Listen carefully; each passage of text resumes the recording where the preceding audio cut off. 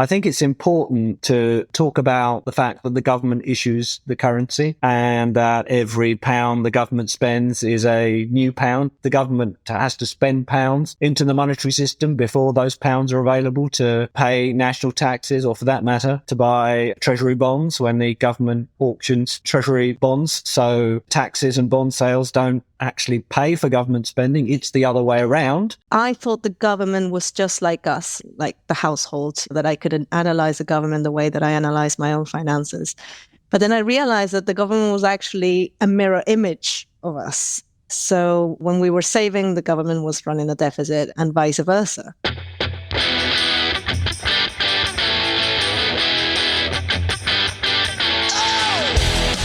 This is the MMT podcast with Patricia and Christian Riley. Hi, I'm Christian Riley and welcome to the Modern Monetary Theory podcast. You can find us on Twitter at MMT Podcast, and you can support the show by going to patreon.com/MMT Podcast.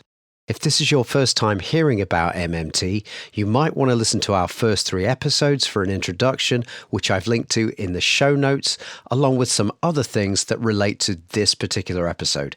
And as ever, I've linked to where you can support this podcast financially via patreon.com/MMT Podcast. Support starts at $1 a month or £1 a month or whatever the equivalent is wherever you live. And no matter what level of support you give, you get early access to all of our episodes and patron-only episodes where you can ask me and Patricia MMT questions. We're 100% listener funded. Your financial support really helps keep the show going, and your support in other ways, whether it's by recommending us to other people or just by listening and spreading the word about this stuff, really helps too. A big thank you to all of our supporters so far, and thanks as ever for the time you put into understanding MMT. Let's dive in. Welcome one and all to the MMT podcast. I'm Christian Riley. And I'm Patricia Pino. And we are delighted to welcome back to the show economist, author, and founder of Modern Money Lab, Professor Stephen Hale. Thanks so much for joining us today, Stephen. It's a great pleasure. Thanks for asking me back. Always a pleasure.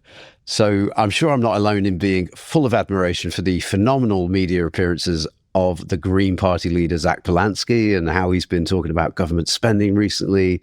And he's come up with some great talking points. And one of my favorites is when he says that a government budget is nothing like a household budget, and that we need to break that metaphor because it's not fit for purpose.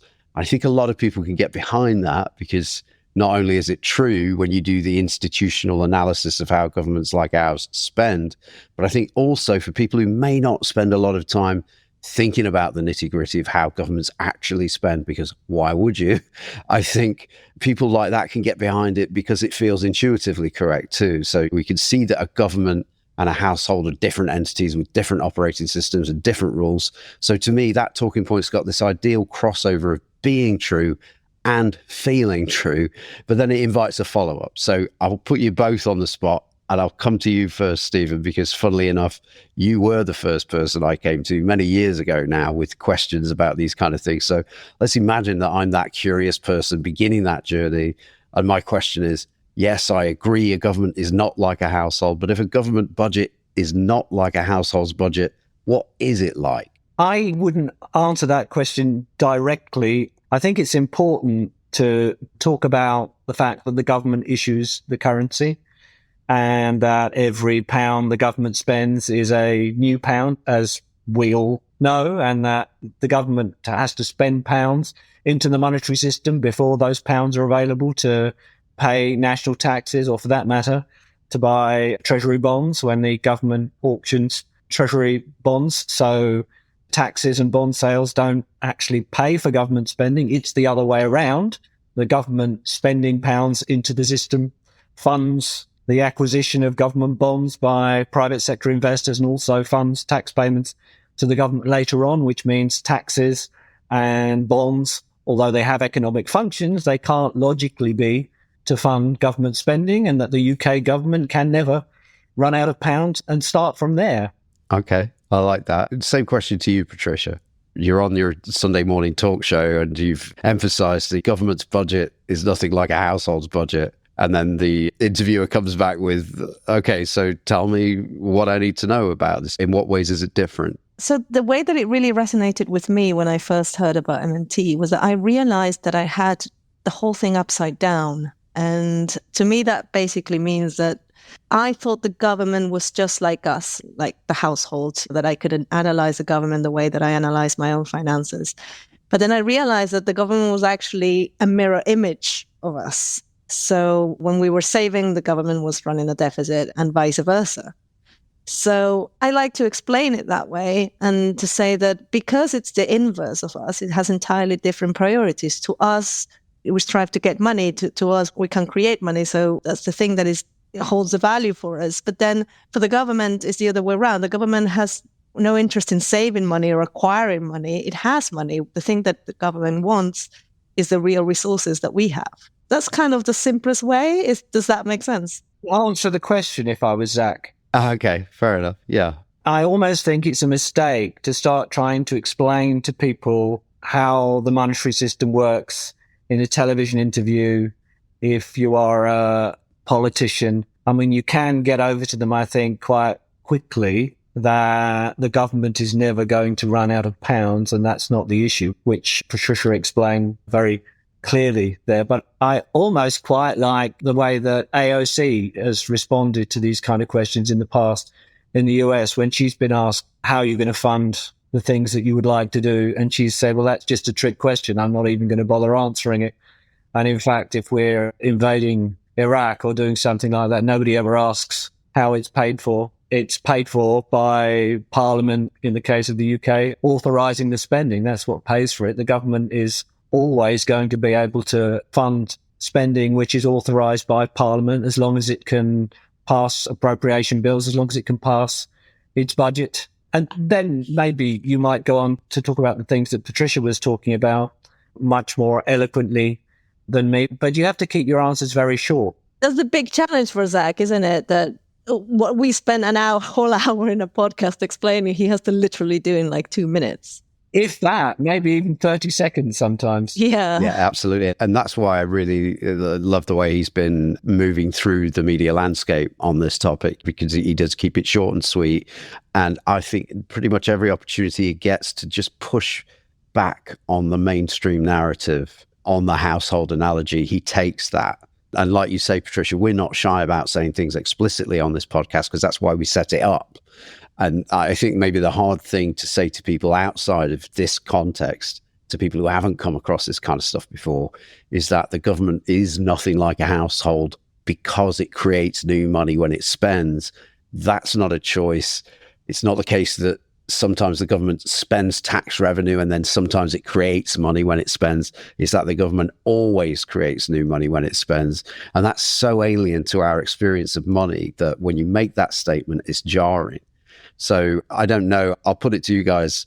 Have you ever come across any ways to get that point across that are maybe less jarring? I actually want to ask Stephen a question, which is kind of related to what we were talking about, but we can do it later. Go ahead, Stephen. I was waiting to hear what the question was. Well, you're kind of a global academic. You travel around the world and you see different MMT movements around the world and you see the differences where you are, but you're also from the UK, so you understand how the UK works.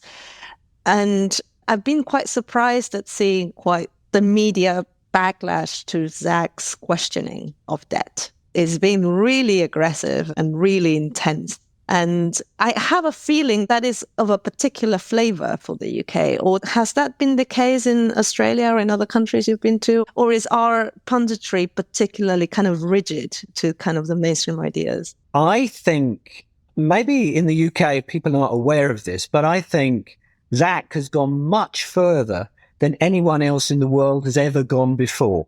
I agree. And I think that the Labour government is so unpopular and the Conservative Party is so much in a state of collapse in the UK. And obviously there's reform, but I think that people are just beginning to wonder whether there is a chance that the UK is at a sort of 1918 moment. At the end of the First World War, the old Liberal Party in the UK, as probably everybody knows, which had been one of the great two historic parties in and out of government in the UK, and had only a few years before won a massive majority before the First World War, been the governing party, it completely collapsed and it never came back. And I think there is a chance, there's maybe an outside chance, but there's a chance that we're at an even bigger political moment than that now in the UK, and that both major parties may be collapsing at the same time and not coming back. And in that case, of course, there's your party if they ever sort themselves out, and I hope they do, but they're not sort of featuring in the opinion polls at the moment.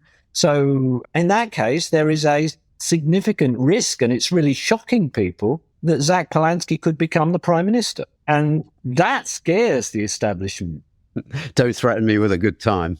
Well, that is, he would be as radical a Prime Minister as Clement Attlee. And that is something that terrifies a lot of people who do awfully well with the system as it is at the moment, with their two-party duopoly, moving from the Conservative Labour coalition in the UK, replacing each other every few years. The idea that there might be radical change, God help us if it's towards the right, but if there's a radical change towards the progressive left, terrifies people, and so they're on the attack. And I think the same thing is likely to happen elsewhere in the world. If we were ever to get anybody as effective as Zack Polanski in Australia, they would be attacked in just the same way. But we haven't got that far yet. So I don't think it's that the UK is behind everyone else. I think circumstances are such.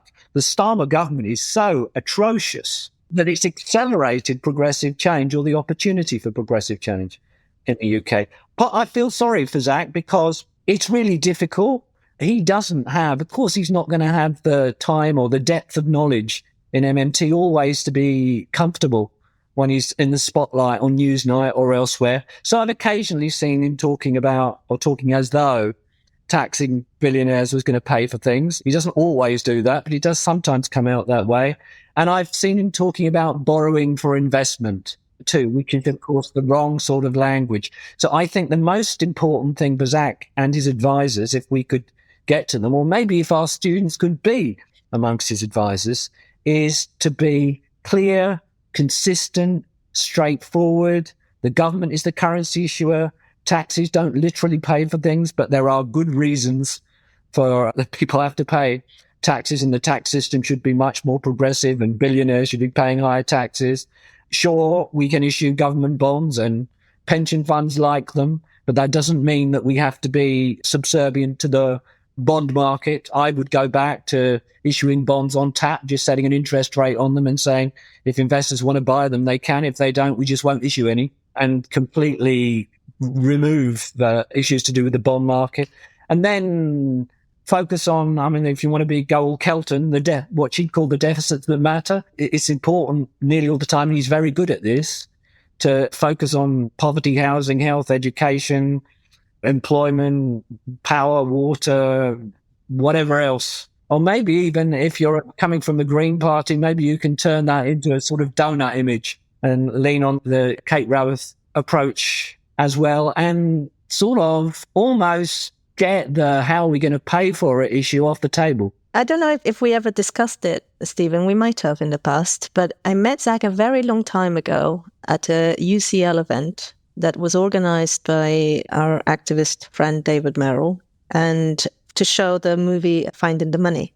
Do you remember that event? And somehow they managed to get, Will was there actually as chair, and managed to get Zack Polanski to go as one of the guests for the panel afterwards. And then they invited me and my supervisor to talk after the film. And obviously back then, Zack wasn't running for leader. And so I knew very little about him. But it was obvious back then that there was a really interesting question from the audience to him, saying, why don't politicians talk about this? And by this, you mean the MMT money view? Yes, it was obvious by then that Zack agreed with the point made by the movie. And so the questions turned towards, well, why don't politicians, if they know this, why don't they just talk about this? Why do they carry on with the household analogy? And what he said is that it's very challenging in an interview, which is very short responses, where you're often cut off and where you're often steered in a certain direction, to kind of make room to explain these types of concepts. So politicians tend to lean on what they consider safest, and it's just kind of go towards the same analogies that they know people will recognize immediately. And so he said it's a slow process. And it became clear then as well that ideally Zack shouldn't be alone. If Zack is just one person talking in these terms, he's an easy target. Absolutely. But if there are more people, then it's much harder for them to push back and to isolate one person as just one crazy politician.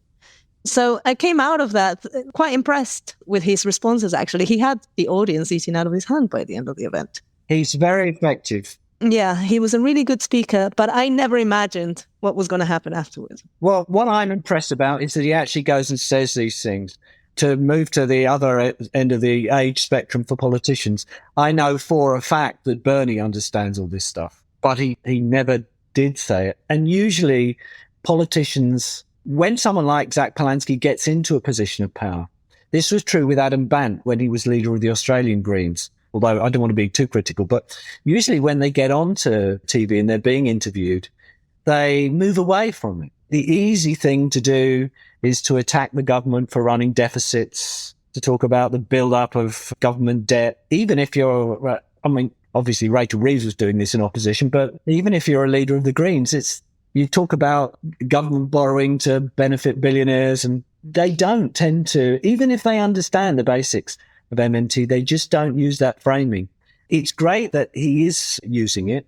I think it's very important to have other voices.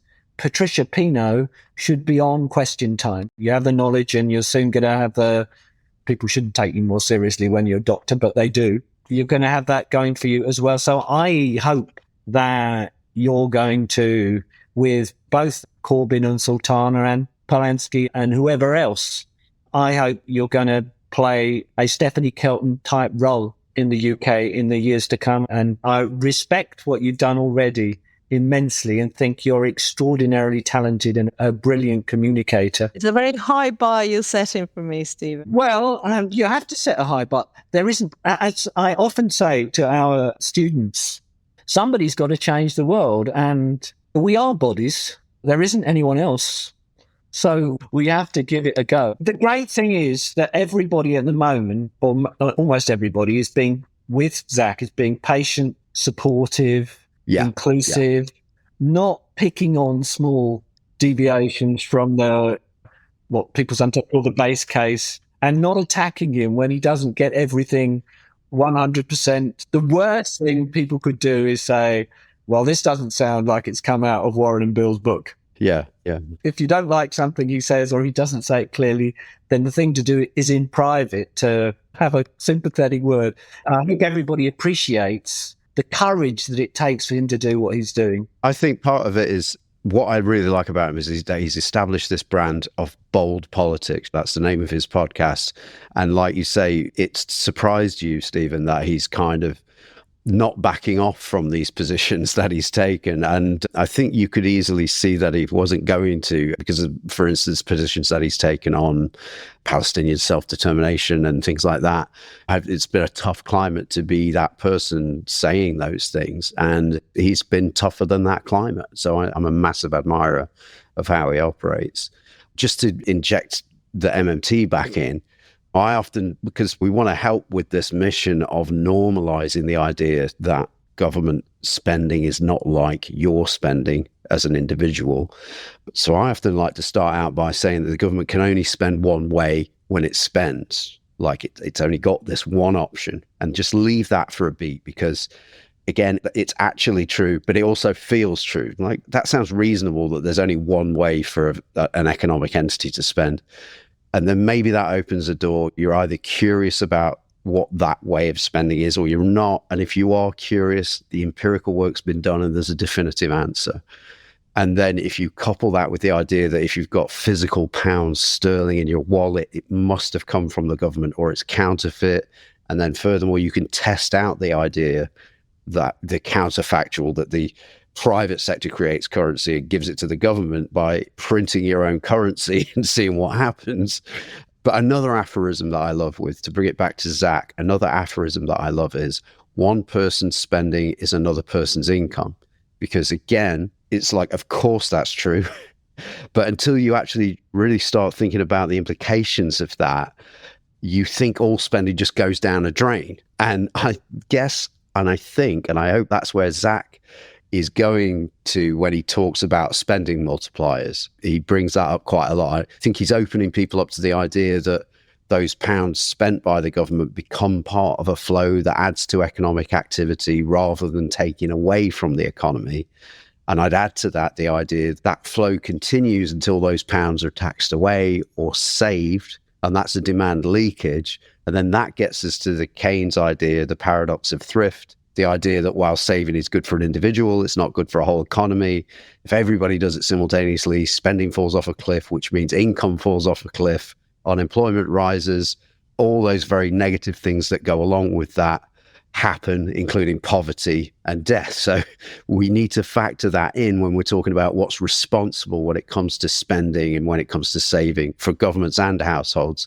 I'm just going to throw that out there that I like it when he talks about multipliers. Absolutely. That's not MMT, though. Should be a standard part of neoclassical economics from a sort of traditional Keynesian. The MMT part is the part where we're saying, no, the government is not, when it deficit spends, is not building up a debt which is going to be a burden on future generations. It's not debt in a conventional sense at all. When the government spends, it's creating financial assets, for creating money for the private sector to have, which the private sector hasn't had to borrow into existence. There's no burden on future generations. That's the bit that the Keynesians and post-Keynesians miss out. They don't get the currency. They don't get Warren's great insight from the mid-90s, and they still haven't. Which is, in a nutshell? Which is that the government issues the currency. The government doesn't need taxpayers' money in order to spend. It's the other way around. Can I just dive in there and say, and Warren would say this, the government does need to issue tax liabilities.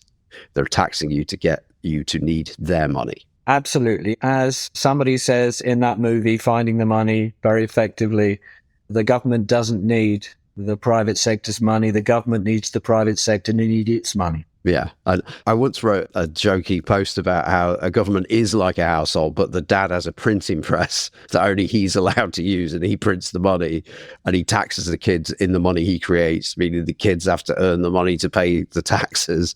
Well, that's a story Warren used to tell. I don't know whether Warren was telling the truth. But then I'm adding on to that the political situation where the dad gets to decide, obviously, what he's going to get the kids to do to earn the money, because he creates those tax liabilities to do that. But all he has them doing is polishing a big statue of himself in the front yard for 8 hours a day. And the kids don't like that, and they demand democracy, and the dad gives them the right to vote. So then they vote for the mum to be the leader of the household. Then she has them polishing the statue of her for 4 years. So then they vote her out and put the dad back in office, and they spend another 4 years polishing his statue again. And it's not until they actually grow up that they realize that the mum and dad have the same class interests. But then they've become parents themselves, and they're doing it to their kids. Maybe the moral of this story is that when you can recognize a duopoly in power over your life, and somebody comes along and offers to break it with fresh thinking, like Zack Polanski and the Greens are doing right now, if you're serious about changing things and getting away from the status quo, you get behind them. Absolutely. I think there's some things we've sort of missed out sometimes. I think you can almost over-focus. I mean, it is the key starting point, the currency issuance story and the taxing the private sector to create a demand for the government's money and to transfer resources from the private sector to the government. And many people listening to this will be familiar with that. But I think there needs to be more focus a little bit on the Zohrab Namdani approach to being mayor in New York, where he is buttressing his arguments by having really strong accredited experts on the various things that he wants to focus on. So I think the Greens, when it comes to what you're going to do about the health system, it was great there was a brilliant health panel in the conference in Bristol. And I'm thinking, yeah, if you're Zack Polanski and you can say, well, these are the 10 issues that we're going to focus on, and I've got a panel of the leading experts in the country developing policy in these areas. And then you need to back it up, of course, with what about the spending and investments you want to do being inflationary? Then you need, and I know Patricia is an expert in this, you need the Isabella Weber style sophisticated approach to looking at capacity utilization and how the various sectors of the economy connected, input output analysis. You need to discuss what your capacity constraints are, how real resources can be freed up to achieve the things you want to do, how you're going to schedule it, how you're going to deal with bottlenecks, how you may need to use price regulation, financial regulation, other approaches, buffer stocks, and of course the job guarantee comes in here too when you're talking about inflation risk. And all that is vitally important, goes along with the currency issues story. And I'm always tempted to say, borrow something from the far right here, where they've talked about Project 2025. Maybe the Greens should have Project 2030. This is what we will do if we're in power, and we're going to have the best available technical experts in the country working on all these issues of policy. We are going to look carefully at what our productive capacity is, what it's possible to do, how we can schedule the investments that we need to make in transitioning the economy in the direction that we want it to go in. And we're going to have detailed proposals. They're going to be costed, yes, absolutely, but the costing is going to focus on the real resources that they're going to absorb. And I think that we are at a stage now in the world, and especially in the UK, where the major parties are falling apart, where that could be crafted into a winning message. Because I think reform is going to fall apart. I don't think that the Labour Party is going to save itself, and the Conservatives are pathetic. And why shouldn't a Greens, your party pact sweep the country? I think there is a historic opportunity in the UK now, and it's marvellous that modern monetary theory is at the centre, or could be at the centre of that reform. And much to my amazement and surprise, this is something where the UK could lead the world. It might not seem that way, but there is a better opportunity for MMT-informed policy in the UK than in any other country.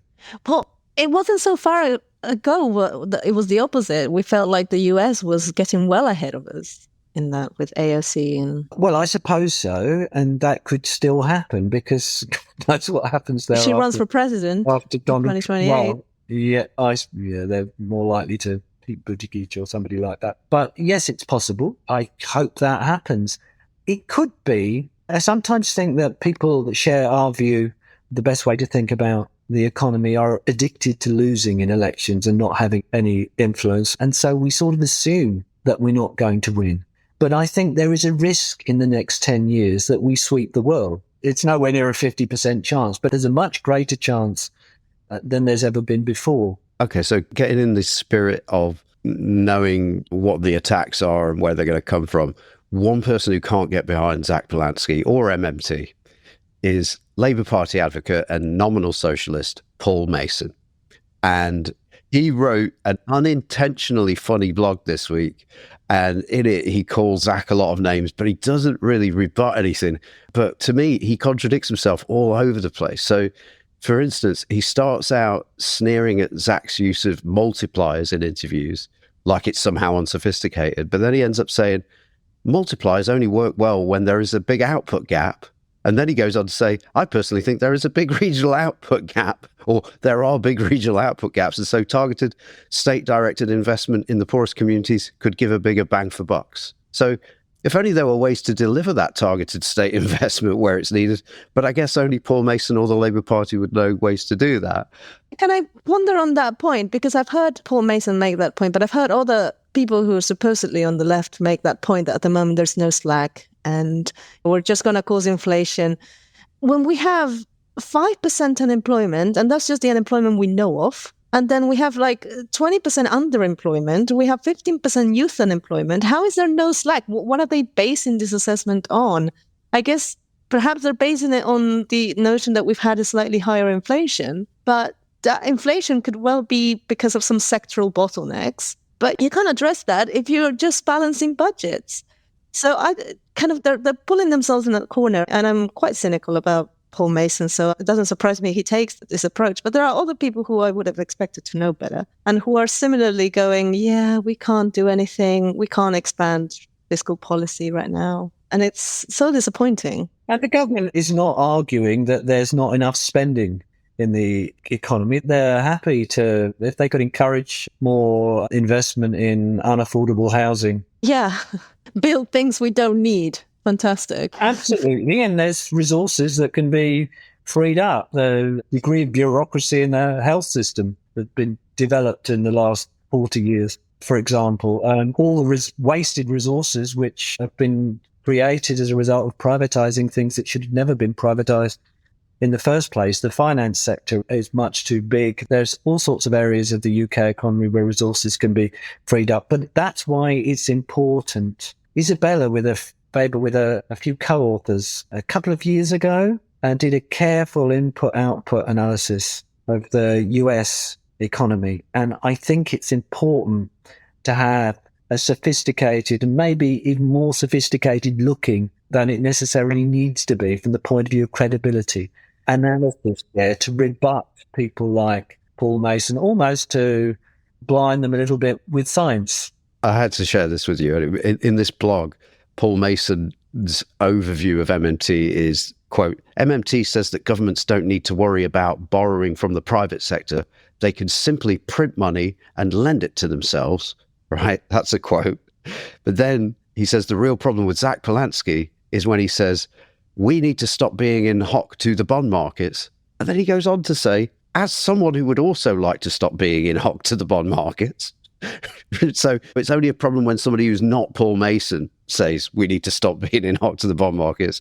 But anyway, he goes, as someone who would also like to stop being in hock to the bond markets, I want to explain how hard that is to achieve. Now, let me just tell you why he thinks it's difficult. He goes, bonds are debt instruments issued by the government.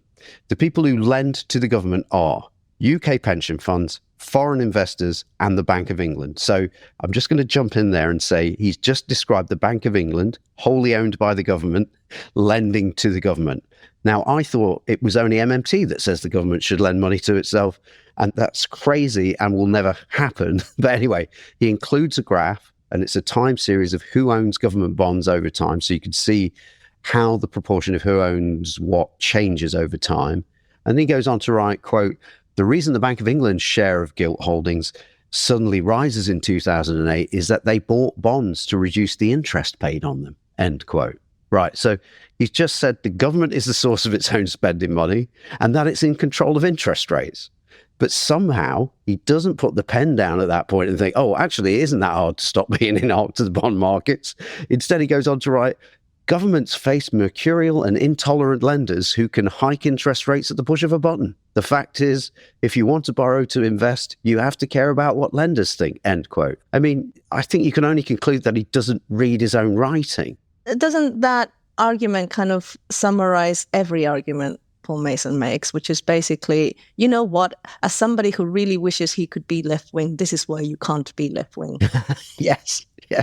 Every argument he makes is something along those lines.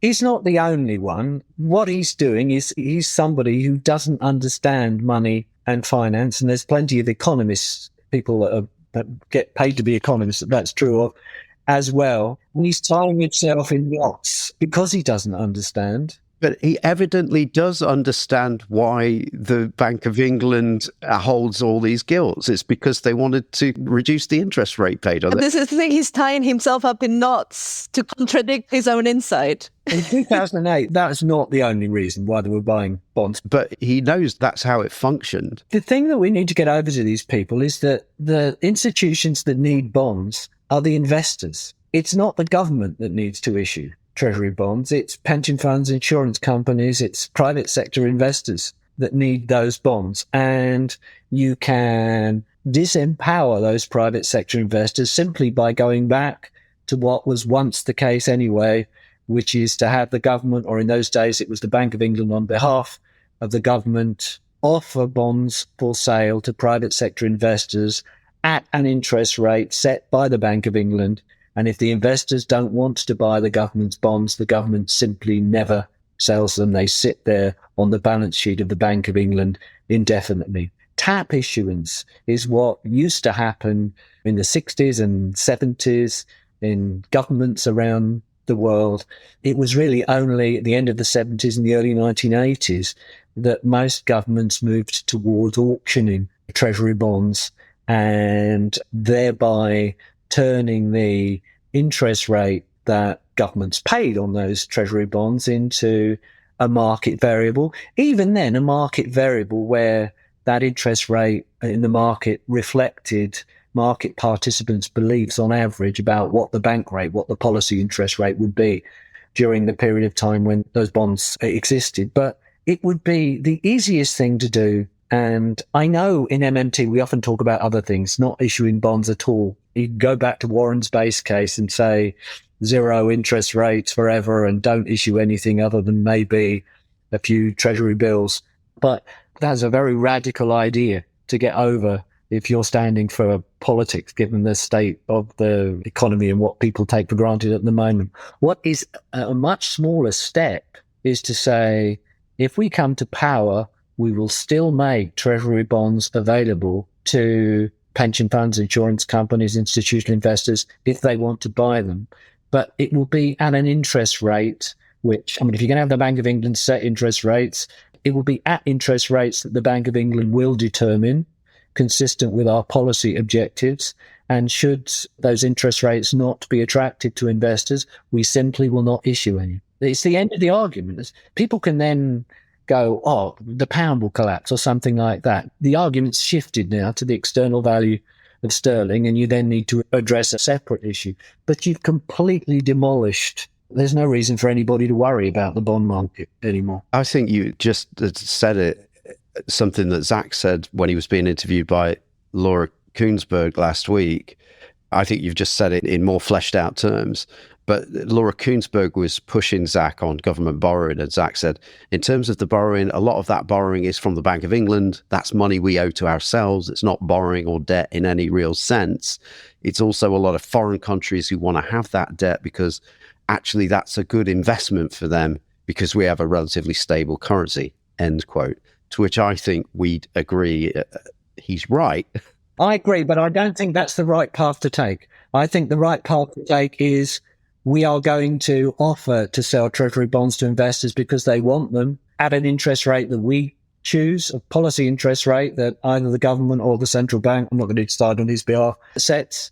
If investors don't find that interest rate attractive, we simply won't sell the bonds. We don't need to. End of argument. We'll be right back after this message from our sponsor. Hey there, dear listener. Our sponsor for this episode of the MMT podcast is you, the listener, and we can't do it without you. And when I say it, I mean our aim to promote the best understanding that we can put together of how this thing called the economy actually works and how we can make it better. And we think a big part of that is knowing that better is possible and that many destructive policy choices are often sold to us by falsely equating the spending capacity of a government to that of a household. The way your government spends is nothing like the way a person or a household spends because currency issuing governments are the source of their own spending money. Unemployment, underemployment, underfunded public health services, poverty, and many other things that politicians and pundits sell to us as sad but necessary are actually never necessary. Our money system has been mischaracterized in the media and academia for decades. An electorate that knows how it works can truly change things for the better and literally save lives. So we hope you can find it in your heart to support us via patreon.com/MMT podcast because it really helps keep the show going and we want to make it bigger and better. So thanks as ever for the time you put into understanding MMT. Let's dive back in. So look, we know how to deal with bond traders. What about currency traders? Our currency weakens against other countries. We'll have to pay more for our imports. Our cost of living goes up, maybe sharply. It could end up turning into hyperinflation. Surely you have to appease currency traders, Stephen. Well, it's never going to, there's lots of things you could say there. It's not going to turn into hyperinflation. It can put upward pressure and has in the past on the price level. It depends on present economic circumstances, but on average over time, a 10% depreciation of the pound on the foreign exchange market has put something like 2 percentage points on UK inflation, not overnight. So it's not been catastrophic. There are also, as far as I'm aware, not in history any cases of an advanced economy with full employment having catastrophic depreciation and hyperinflation. It simply never happened yet. So it's difficult to see why that would happen or why the rest of the world would not still be wanting to, if you're going to let them, acquire UK assets. But Britain has a high degree, and that's where you get into the monetary sovereignty issue. It's not in the same position as a lot of other countries around the world. It has a high degree of monetary sovereignty because it has an economy which is sophisticated enough still and is still one of the world's largest economies, so that it is relatively resilient as far as fluctuations in the value of the pound on the foreign exchange market is concerned. It isn't the case that trade deficits cause the pound to collapse. In fact, I haven't been following it the last few weeks, but until a few weeks ago, it's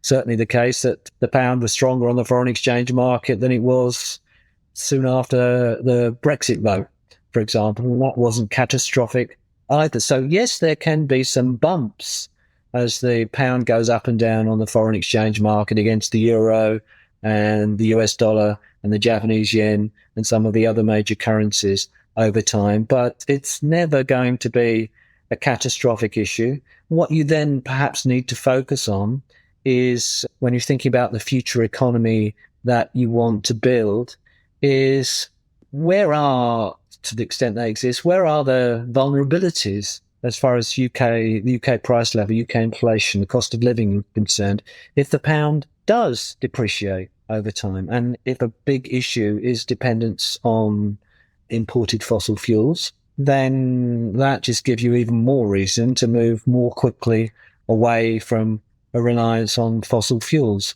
It also, this kind of focus perhaps makes us think less about narrowly trying to specialize in finance and planning for a more diversified economy in the future as used to exist in the past. So you can't dismiss the impact that a fluctuating value of the pound on the foreign exchange market can have on the domestic price level. But I honestly don't think the measures that Zack is talking about would be responsible for a significant depreciation.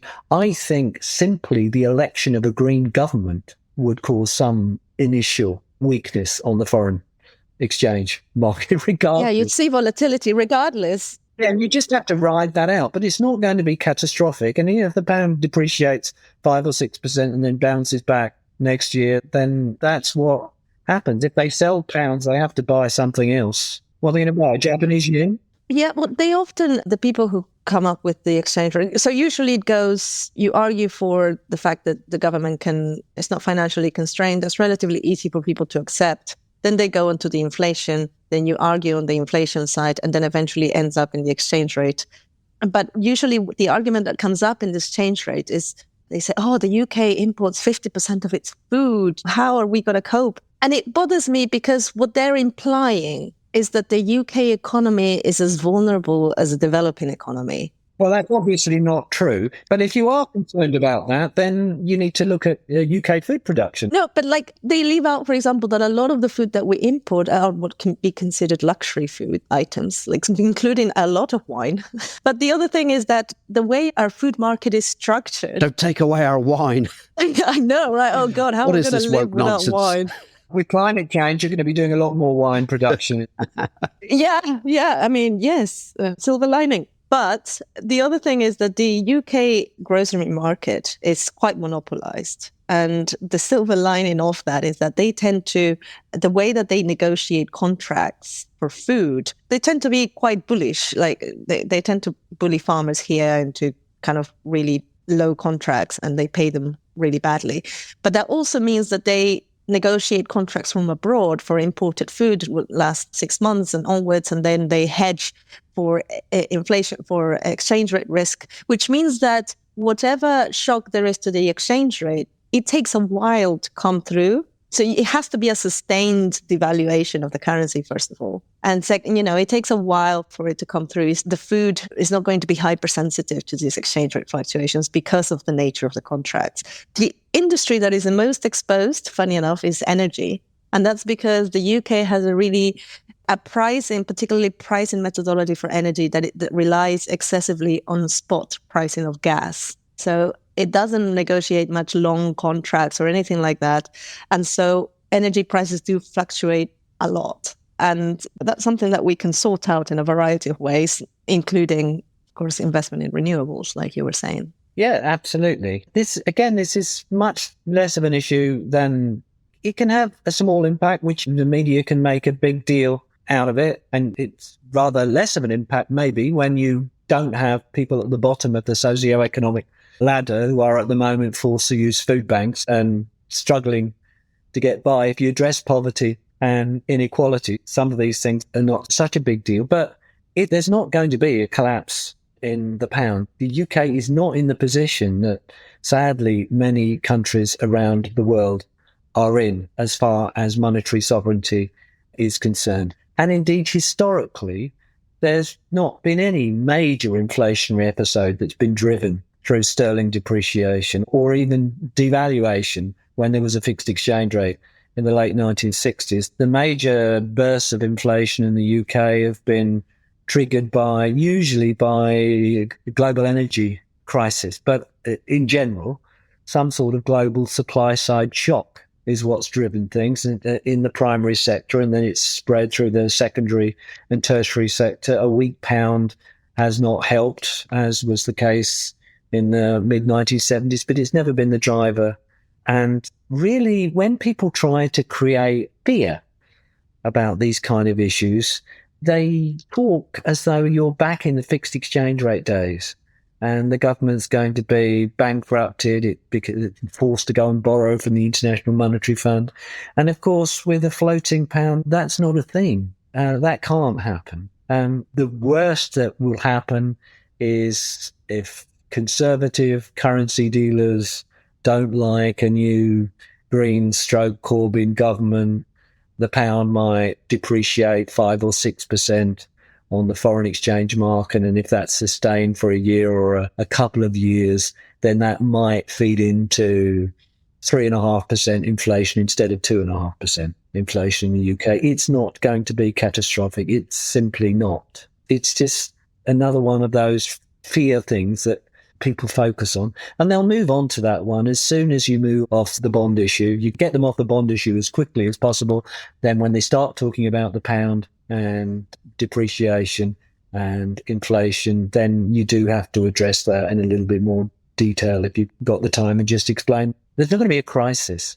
There won't be a currency crisis. The government's not going to be driven into insolvency by its foreign debt. The UK government has virtually no foreign currency denominated debt in any case. Britain is in a privileged position like that. We also should say that mainstream sort of central bank studies have shown that exchange rate pass-through is very weak as well for economies like ours. Am I right? Yeah, not only that, but they've also research done 40 odd years ago by the Federal Reserve, which has never been contradicted since, demonstrates that there is no neoclassical model of the foreign exchange market which has any predictive power at all. It's certainly not the case that if you get a Greens government and if the UK continues to have, as it does at the moment, significant current account deficit, it means the pound will crash. So in the spirit of addressing this project fear, and I promise this will be the last time I say this name, Paul Mason concludes that Zack Polanski should declare the Green Party's fiscal rules, and that a party that doesn't isn't serious. Would you agree with that, Stephen? Well, I suppose you could make up some fiscal rules. And what will your fiscal rules be? You'll be aiming to run whatever level of fiscal deficit is necessary to finance the savings demands of the non-government part of the economy, while maintaining non-inflationary full employment and addressing the deficits the UK has in terms of poverty, housing, health, education, employment, and the other key issues that you've identified. So non-inflationary full employment is what you're aiming for. And you could call it a fiscal rule. But as people like Bill Mitchell have said for decades, the government's fiscal deficit should be whatever it needs to be in order to allow for non-inflationary full employment. You certainly shouldn't set any particular target. And indeed, if you want to undermine the Paul Mason type argument, you can explain that while governments have been doing that sort of thing in the UK ever since, well, at least since the Blair-Brown government, most of the time they've missed their fiscal targets. And when Tony Blair and Gordon Brown managed to hit their fiscal targets, they only did it by deregulating the financial system in the UK, encouraging a rapid build-up of private sector debt and setting the UK up for one of the worst outcomes during the global financial crisis of any country in the world. I often think, you know how people talk about the job guarantee, isn't it part of MMT? And to me, I compare it to, say, monetarism. If you're a monetarist, you think a central bank should set the interest rate to control, quote unquote, the money supply, right? Well, Milton Friedman wouldn't have agreed with you on that one, but let's not get into the nuts and bolts of the theory of monetarism. What ended up being called monetarism was not quite the same as Friedman's description. Let me put it this way, like if you say I'm a monetarist, you are saying I believe the central bank should set the interest rate to fight inflation, I would say, in this day and age. Actually, that's if you are a new Keynesian. Technically, Christian, you believe the central bank should set the interest rate according to what they call a Taylor rule in order to hit an inflation target. Milton Friedman used to say the central bank should control the monetary base, the amount of what we might call government currency in the monetary system, and should allow markets to set interest rates. But they tried doing that in 1980 briefly in the US, and it was chaotic. Overnight interest rates were skyrocketing up and then collapsing again. And they rapidly had to abandon monetarism because it was not consistent with financial stability. And partly that's because Milton Friedman never understood money and banking. So what you just described as monetarism, sadly, it's what new Keynesian economists, including those that advise Rachel Reeves, think. Okay. That said, if you are a person that believes that this is the way to go, I would say you agree that some exogenous agency should decide to control, quote unquote, the money supply, either by price or by quantity, because it's your job as that entity to control inflation.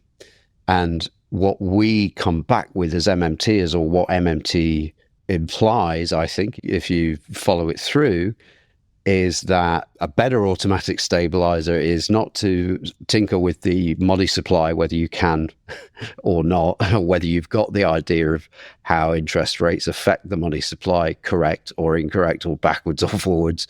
Instead of affecting changes in the level of unemployment, we say you should affect changes in the level of buffer stock employment. And that's a better way to stabilize prices. That's a good way. I like to talk about it that way to economists and to MMT fans. I would not talk about it that way on Newsnight. If we're on Newsnight, I'd do the job guarantee. I would talk about it as an automatic stabilizer. You're spending money when it needs to be spent, where it needs to be spent, on who it needs to be spent, and it's something which will expand naturally if the rest of the economy goes through a downturn, and will shrink in terms of its impact on the budget and the economy when the economy is more buoyant. So it is a more effective fiscal stabilizer, and economies will still go through cycles over time. And if we want to stabilize an unstable economy, to use the title of a Hyman Minsky book, then a well-designed job guarantee will be marvelous for that. But can I just jump in there and say, and that goes right to, again, I'm breaking my promise, I'm going to say Paul Mason. It goes right to Paul Mason's idea that, like, oh, you need targeted fiscal policy to take advantage of multipliers. And it's like, yeah, you just described exactly that. And that's our policy. Yeah. And of course, this isn't the whole of fiscal policy. but it's more effective fiscal stabilizer.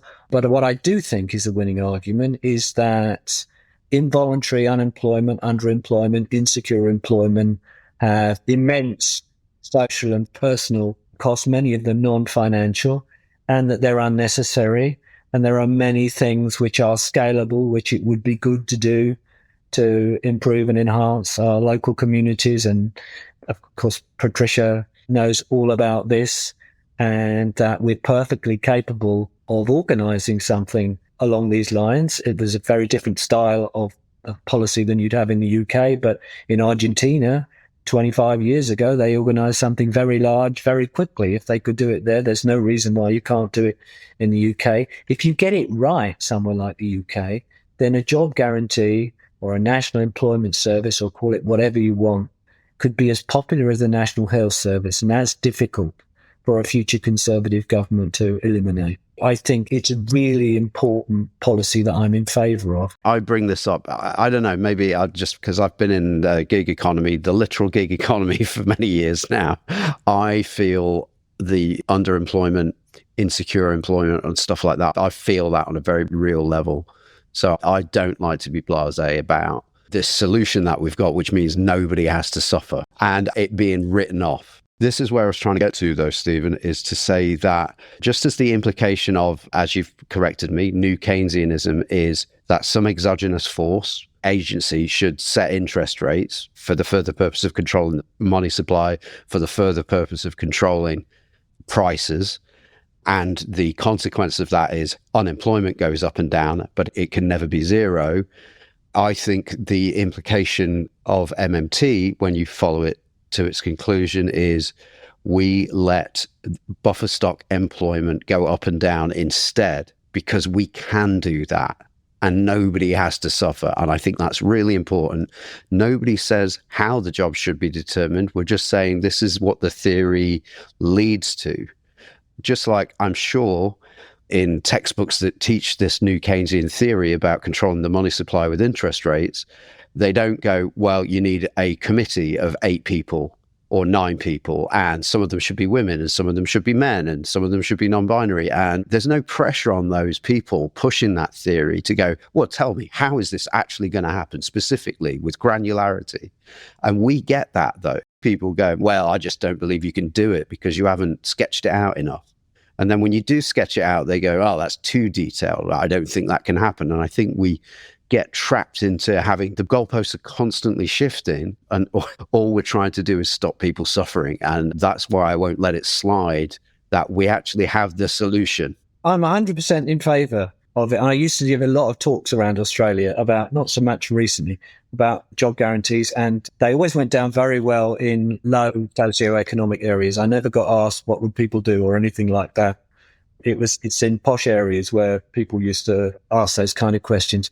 But on the other hand, as I've seen people argue about whether it's core MMT or not, Warren often says, modern monetary theory is a description of the monetary system we already have. Now, we don't have a job guarantee now. So if modern monetary theory, it's broader than that. A modern monetary theory implies a job guarantee would be a good direction to go in, and I'm 100% in favour of that. I know that you will find an MMT academic out there that will disagree with this, but we do have the job guarantee at the moment, don't we? The guaranteed job that you get if you can't find a private sector or a government job is that you're an inflation fighter. You're on universal credit and you're being paid below subsistence wages to fight inflation, and your job is to not die. You are sort of by default in the public sector being paid to not die. To go back to the Green Party, Zack was in a podcast recently with Richard Murphy, and he mentioned that he was skeptical of the job guarantee, that he didn't like it. So I can only assume that there's currently no plans in the Green Party to have that. But I actually think, reading this, how his debate and interviews are going and how he's progressing through his what I call his money story, right? Going from the government can create money to then what are the constraints, and he's talking about those constraints, and then saying the limit is the resources. Well, you need to elucidate by what measure are you asserting whether you are at capacity or not. And obviously unemployment for us is that key measure. Of course, there is, on top of that, the environmental resource constraints, but that doesn't come at the expense of unemployment. So I think eventually, and I'm hoping this is what happens, that eventually he understands, because I feel that right now he's simply kind of assessing it. He will get there. You just need to give him time. We've been through this with the Australian Greens, and they have a sort of job guarantee now, not quite our version of it. But the way they got there was they announced a UBI policy. They were crucified in the media for 2 weeks, and then they withdrew it again, and they ended up with a job guarantee policy. And he might have to go through a process like that. And then it's just a matter of being empathetic and supportive and patient and explaining. And I think he is too bright not to end up there. I'm hoping that he understands the kind of the macroeconomic reasons behind the job guarantee. I think he will, but I think people have to give it time.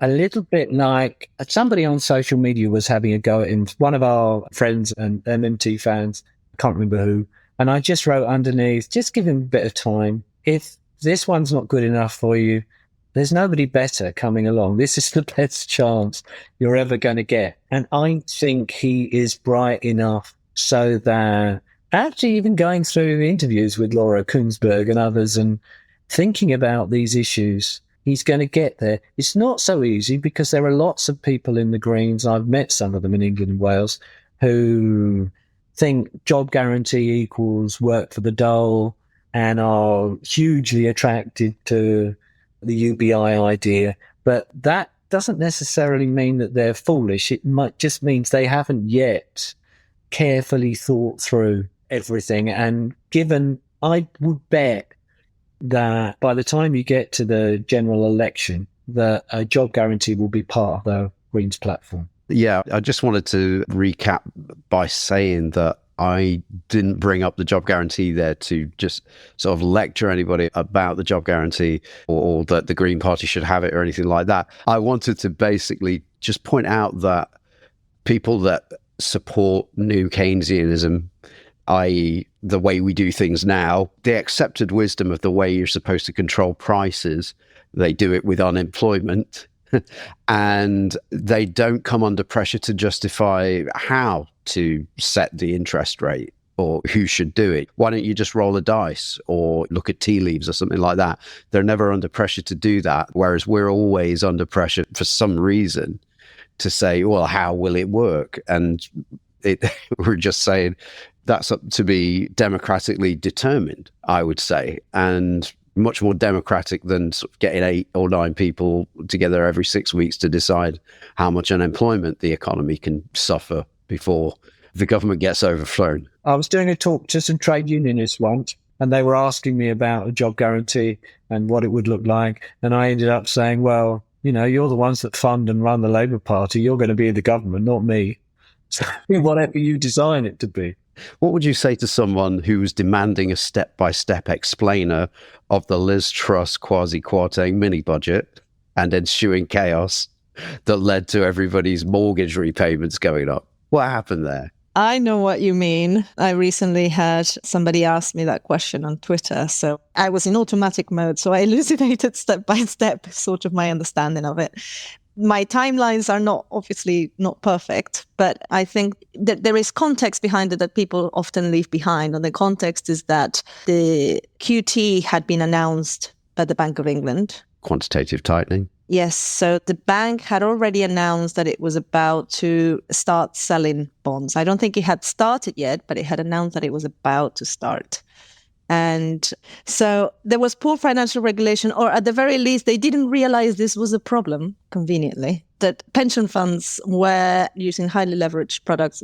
And so any kind of a small change in bond prices could really kind of set off margin calls, which means that they had to bring up more cash to maintain their positions, which, of course, should have never been allowed to happen, but it was happening. And I do think nobody's questioning why didn't the Bank of England foresee this issue.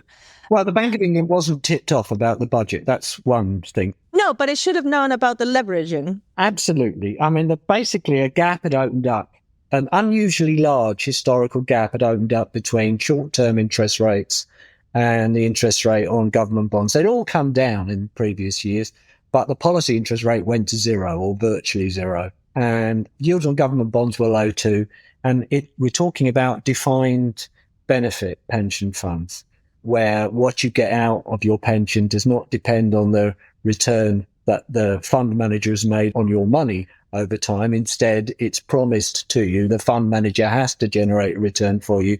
And with falling interest rates and falling yields on government bonds, it was becoming, by 2014, 2015, very difficult for the fund managers of these, sometimes they're called liability-driven investment funds, defined benefit pension funds, to meet their obligations and to remain solvent. And they were encouraged by the Bank of England to leverage up to allow them to do so by borrowing short-term, virtually for free, in order to make bigger investments in treasury bonds, even though the interest rate on treasury bonds was relatively low. With the additional borrowing, they were able, if the things had stayed stable, to meet their future financial obligations. But then Patricia is exactly right. Once interest rates start rising, as Christian knows from doing our introduction to modern money subject in our graduate certificate, there's an inverse relationship between bond prices and interest rates. Bond prices started to fall, and the strategies that had been used by these pension funds meant basically that as they started to make losses on their bond portfolios, even if they didn't actually sell the bonds, as far as their balance sheets were concerned, they were forced to start selling them. They had margin calls, and that put additional downward pressure on bond prices, which then, in principle, could have got these defined benefit pension funds into a doom loop, because things could have got worse and worse, and the UK private pension system could have crashed, that part of it. But where have you ever seen a market where the investors are not expected to kind of take on the risk of the volatility of that market, and instead is all passed on to the government? Fair enough, but we're talking about, we're talking about 60-year-old people who are not well paid losing their options. That's what we're talking about. So something had to be done about it. And what happened, of course, was that the Bank of England ended the crisis, I suppose gave Liz Truss time to reverse everything she was planning to do anyway, but ended the crisis by saying they'd step in if necessary. And they just proved once again that the central bank controls the bond market when it wants to. None of these problems would ever arise if we were to move towards what I was talking about before, which is basically a system where the central bank sets interest rates on government bonds, and also if you have better state pensions. But let's go through the step it was. So first of all, the context is the pension funds are running dangerously leveraged positions. Then the Bank of England announces QT. Then Truss mini budget comes in, where she announces a bunch of tax cuts and also an energy price guarantee, which was meant to be quite expensive because we were in the middle of a supply side shock, in the middle of the gas crisis. So you've got the gas crisis going. The BOE had announced QT that was pushing pressures down on long-term bonds already. And then the pension funds are dangerously leveraged. And so the markets, when they receive the mini budget, they predict that it's going to cause inflation because we're in the middle of a supply side shock. And so because the Bank of England responds to inflation through interest rate rises, therefore they predict that interest rates are going to increase in the future. Bond prices are linked to interest rates.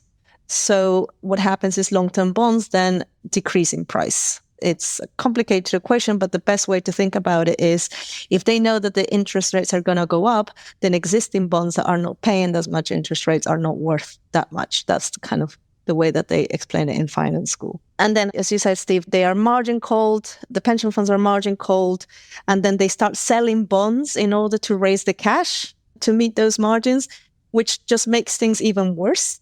And so the Bank of England has to step in to stabilize the value. And then after a few days later, they announce that they're going to stop that. I don't know why they suddenly announced that. It comes across as a political move. If you had been Liz Truss and you'd wanted to do this, you would have been properly briefed. You would have, of course, thought about the potential impact on the bond market. Where are bonds most important in the UK financial system? Pension funds. So you would have looked into that. You would have consulted with the Bank of England. You would have said, look, I've just been elected as Prime Minister by the Conservative Party, which has a big majority. So democratically, this is what I want to do. You would have coordinated with the Bank of England, and none of this would have happened. It was just complete incompetence by a terrible Prime Minister. Not that we were in favour of her policies anyway, but could she have done them if she wanted to? Well, there would have been potentially consequences. But again, I mean, if they were inflationary, the consequences would have been maybe a little bit more of a depreciation in the pound. But she could have done what she'd wanted if she had backbench support and if she coordinated with the Bank of England. The crisis on the bond market wouldn't have happened. It was unnecessary. She was just incompetent.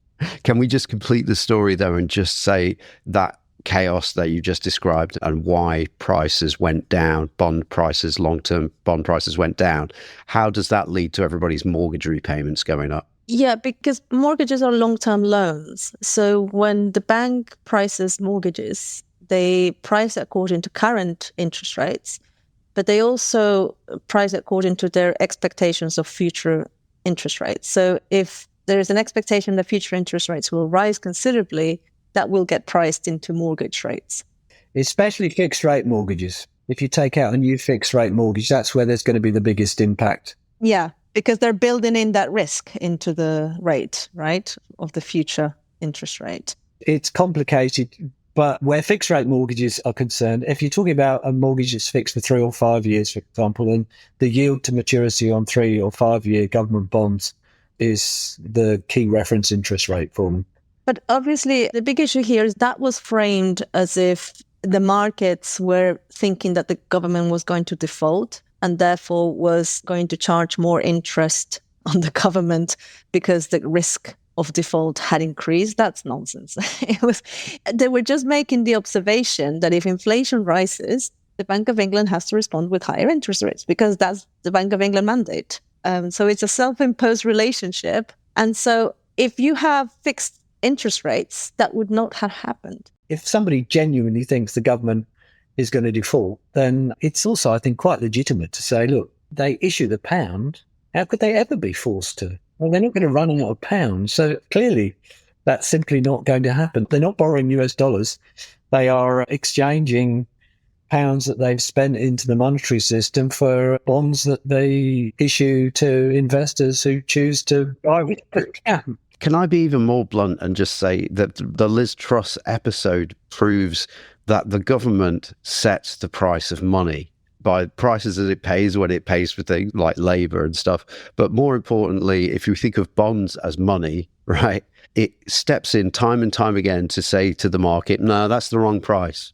Just like it did with the Liz Truss fiasco. The Bank of England comes in and goes, well, I don't like those prices. We're just going to keep buying those long-term bonds until markets are orderly, to use their language. And so this is a key MMT insight. The government is the price setter.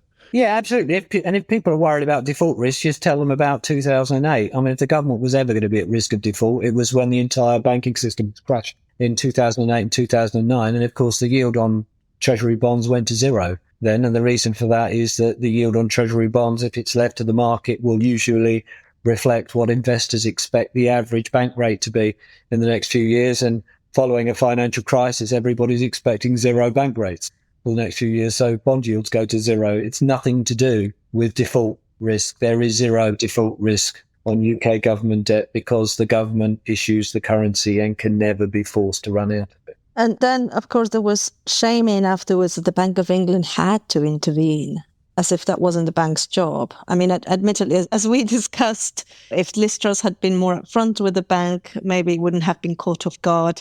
It would have had a chance to kind of be more proactive about things, absolutely.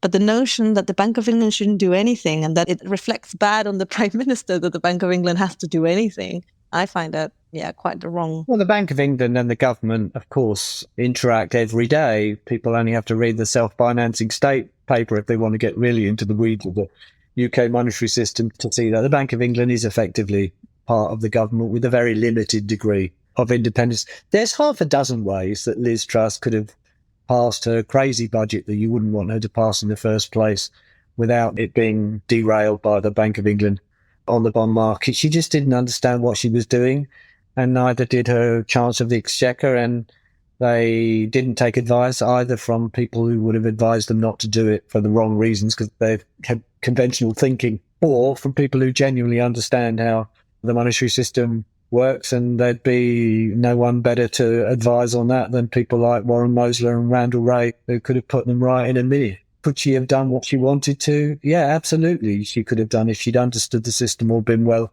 advised. I was glad that she wasn't able to, albeit sorry that it was going to lead for years to people being misled about the constraints on the government budget in the UK. Of course, there is rumours that, well, I don't know if it's a rumour. It was quite obvious that the Institute of Economic Affairs was behind quite a lot of the policies that Truss included in her budget. Well, they've been behind her career down the years, so it wouldn't be a surprise. It would make sense, yeah. Great stuff. So look, before we go, I'm going to recap those reasons why a government isn't like a household when it comes to budgeting. They are: one, the government creates new money when it spends. It must do that under a floating exchange rate regime. That's the only way it can spend. Two, the currency you have in your pocket must have come from the government or its counterfeit, and that's frowned on. Three, therefore, the pounds used to pay taxes or to buy bonds can only have come from the government in the first place, meaning ultimately taxes for revenue are obsolete. And that's something that was understood by central bankers a long time ago, and contemporary central bank studies support this. So those are some of the key reasons why a government budget isn't like a household budget. Stephen, have I missed anything juicy out there? You haven't, but you've just reminded me. You're right. Patricia shared that point and gave a reference to a paper from the Bank of England. George Selgin said, well, it does say it's not the opinion of the Bank of England. I then got back to George and said, well, it is the research director of the Bank of England who's written the paper. It's fine, but I was showing him some papers from the IMF that also talked about money creation in the fiat system. Yeah, he didn't like that one. That's actually a paper that Christian may have read while doing the Modern Money. There was a paper from about 10 years ago that was published by the International Monetary Fund, one IMF economist, and I think someone from a central bank. That's the one that you shared. And he didn't like that one either. And then Bundesbank, and then the Bank for International Settlements. And it was just papers that basically say that loans create deposits. Every major central bank has published a paper along those lines. The Fed, the Reserve Bank of Australia. When I was at the University of Adelaide, I was once sworn at in the corridor by somebody for teaching the way banks actually work, because it contradicted what they were learning in first year macroeconomics, and I was accused of confusing people. So I retaliated, although it didn't make the person like me anymore, by sending them a link to a paper from every single major central bank in the world, about a dozen of them, saying the same thing. They've all published something at some point along those lines. And of course, there are people in all the major central banks who understand how banking works because they interact with them. And I guess you've hit on a very salient point there, Stephen, by saying it didn't make them like me anymore, that I could back these things up with facts. And so in a way, that's why I wanted to make this episode about how shall we talk about governments and the way they spend, i.e. through money creation, because it's good to know that things are true, but it's good to have some things that you can say that also feel true and don't jar with people.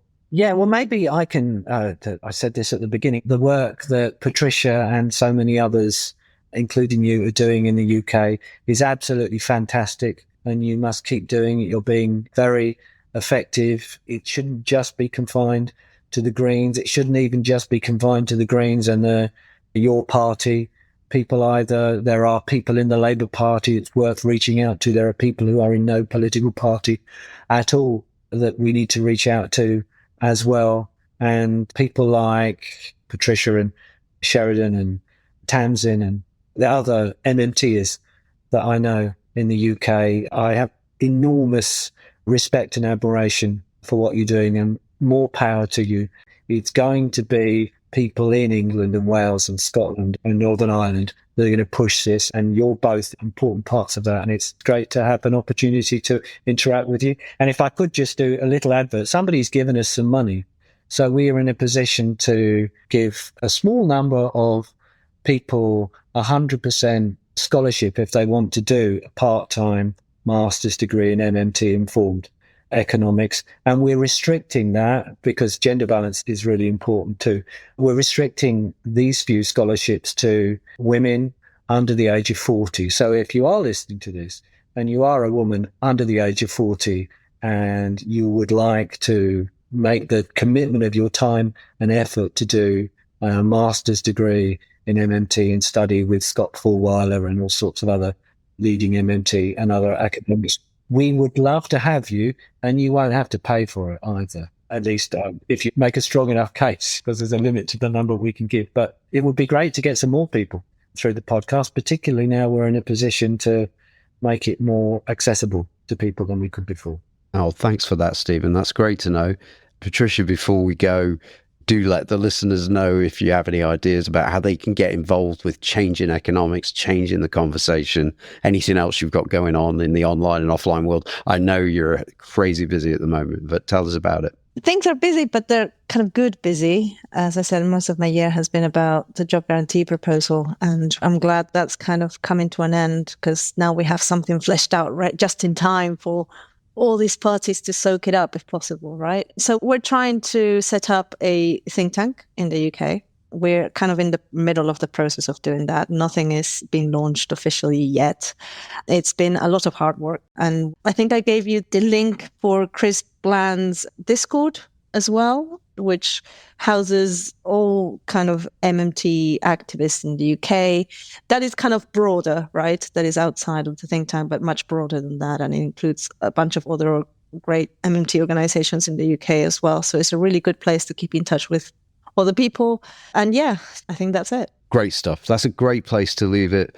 We've been speaking to Professor Stephen Hale, founder of Modern Money Lab, which is the place to go if you want to take your understanding of MMT and real-world economics to the next level via their fantastic online graduate and postgraduate courses devised and taught by the best lecturers in the world in their respective fields. Also, look out for Modern Money Lab's free online lecture series coming up in January 2026, because the guest list is really exciting. It includes Stephanie Kelton, Pavlina Chernova, John T. Harvey, Scott Fulwiler, and Scott's presentation is about the UK bond market in 2022.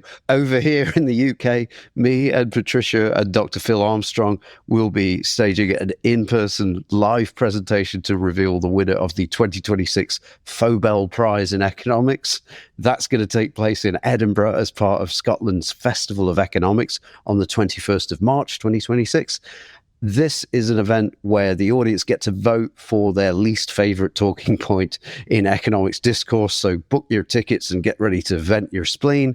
And finally, I'll just remind listeners about the MMT UK Discord server, where we can all get together and figure out what to do to change that conversation about government spending out there in the real world. So do join the conversation there. I'll link to all of the above in the show notes for this episode, whereas ever for our Patreon subscribers, there'll be a link to all of our patron-only episodes.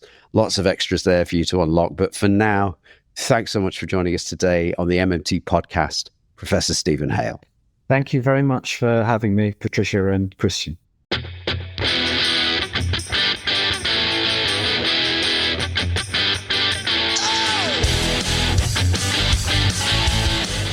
That was the MMT podcast with Patricia Pino and Christian Riley.